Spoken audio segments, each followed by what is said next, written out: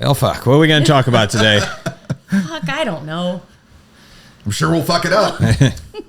That's right. It's that time of year again. It's the fuck it season. It's almost here.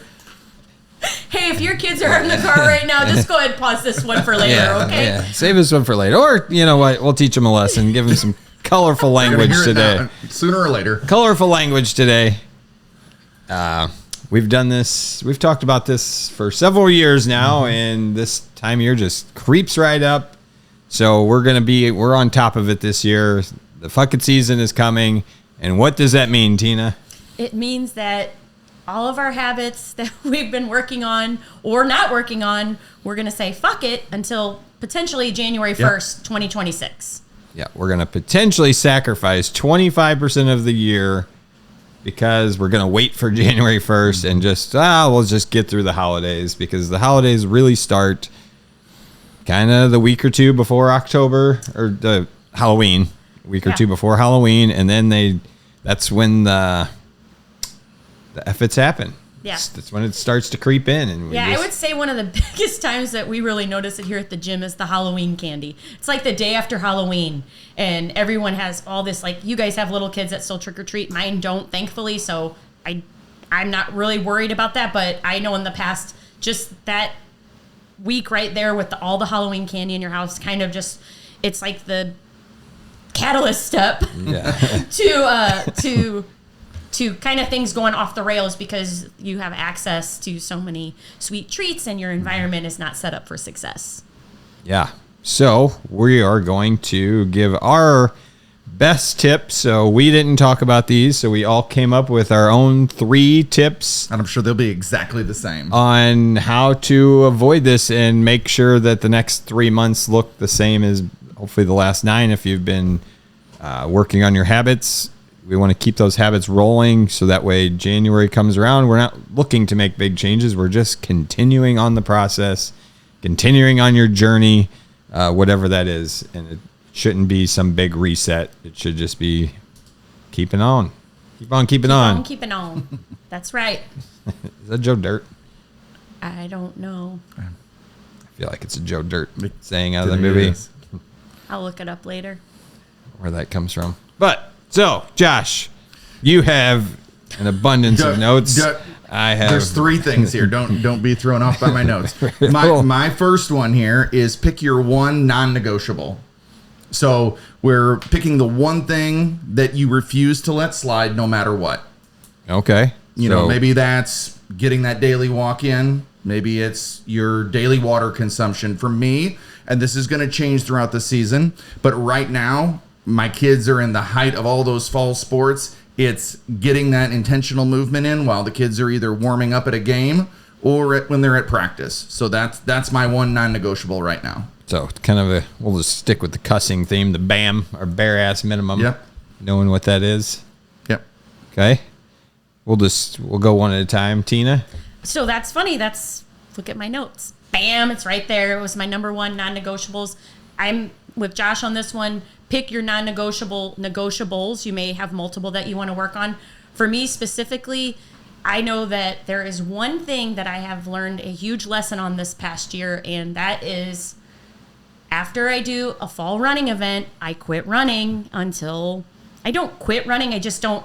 It's not a priority in my schedule. It's not a non-negotiable in my schedule. So I'm not going to stop running this fucking season.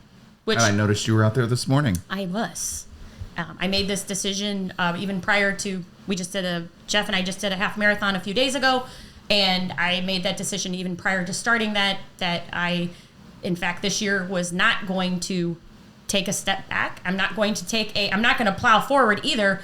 I'm going to remain consistent. And so that's going to be one of my bare ass minimums, one of my non-negotiables, as well as using our nutrition foundation is one of my bare ass minimums. So if you haven't listened to that episode, go back and listen to it. It's going to be one that I think for a lot of people would be simple to look at it that way, and it doesn't take away from anything to do with enjoying the holidays and everything to do with adding some good stuff into your routine. All right. Well, guess what? My number 1 is not the same. Yay! Good. They don't want to hear any more about this. Mine is review the years past. So what does your holiday season generally look like for you? How has it gone in the past over the last couple of years? And, deep dive into what you liked about it and what you didn't like about it. And write those things down. What did you do well over the holidays, or what do you do well? What do you not do so well? And then figure out what you want to change about it. Maybe you're happy with the way your holiday seasons go and you just want to keep it the same. Or if you're not happy with it, then now you get a chance to actually look at it, visually look at it, and make a decision. Okay, this is what I want to change. And now you have time to prepare for that, since we're discussing this in prior to the holiday season with enough time. So, Yep. Number 2, Josh, what you got? Plan those better is better moments.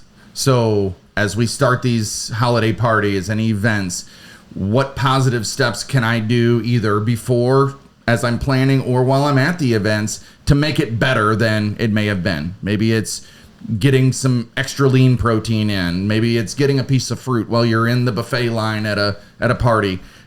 Maybe it's, for me, it's making sure that I'm getting enough good fuel on those days where we know we're going out to a dinner or a party. Don't restrict yourself all day long to save those calories for the evening event. Do enough good through the day, and then you won't overdo at the party. That's good. I like it. My next tip is don't look at it the next few months as all or nothing. Focus on consistency. Perfection is never the goal, and it's impossible. So just get out of your mind that you're going to make everything perfect, and instead focus on each day. What can you do better? What can you do consistently? And not just look at it as like, well, I screwed up breakfast today, so I'm going to eat bad until January 1st. Right? Yeah. I mean, I know that sounds really silly, but I know in the past I have not done it to that extreme, but I can look at starting out poorly in the morning and then making sure that I flattened all my other tires that day. Instead of saying, you know what, it wasn't that big a deal. I can get back on track at my next meal or whatever the next day, and letting it carry over too long. So just really focusing on being consistent and just maintaining, which is a huge win throughout the holiday season. If you can keep the habits you're doing that you, like Jeff said, reviewing, if you're doing things well, just keep maintaining that pace. Mm-hmm. All right. My next one is plan to enjoy. So if we have things that we look forward to, then we don't, to me, if I know I have this like party or thing coming up that I'm going to really enjoy it, and it has whatever, if it's food or drinks or whatever, if I know it's coming, then I don't feel the need to kind of have it during the week or whatever, because I'm looking forward to what's coming up. So having it on times that wouldn't be appropriate, or I wouldn't normally have it, it becomes a little bit easier for me to pass it up, because it's like, oh yeah, I know tomorrow I'm going to do this and that. Mm-hmm. So I don't need it today. I'll stick with my normal food today, because tomorrow is going to be total free for all. So that's my number 2 is plan to enjoy. Okay, I like it. My third one is set your boundary before you need it. Decide right now the things you're going to say yes to and the things you're going to say no to. And I actually had a little exercise I wanted each of you to go through. If we can't I don't know about it, but I heard about it. So I didn't give you any heads up, but that's fine. I just have a statement for each of you. I'm going to say it, and then I want you to say it back to me. Okay. So Tina, I want you to go. I'd love to help, but I've got something scheduled that day. I'd love to help, but I've got something scheduled that day. How does that feel? I don't know what I'd love to help with. Well, it could be anything. This could fit in a lot of situations, but I mean, yeah, it just kind of feels like, I don't know, kind of unsure. Like I'm, not really, I'd love to, but I think I have something going on. Like it doesn't feel that great. So if we said, let's make it more specific. Sorry, I can't take the kids to school that morning. That's when I work out. Sorry, I can't take the kids to school that morning. That's the day I work out. I've set a boundary there. Like mm-hmm. I've said no and why, and I'm saying yes to myself. Yeah. So those kind of examples. And then Jeff, now I know this won't be you. This is more one for me. No, I don't want more vanilla ice cream. No, we're going to Your leave loss. We're going to leave the party by 8:00 because that's my bedtime routine. Yeah. Oh, I'm cutting my evening short to. Sorry, read that to me. Let me read that. Yeah, You go ahead and you're read supposed it. to say it Let me out read loud. this The this bottom joke. This is a joke. We're going to leave the party at 8 because that's my bedtime routine.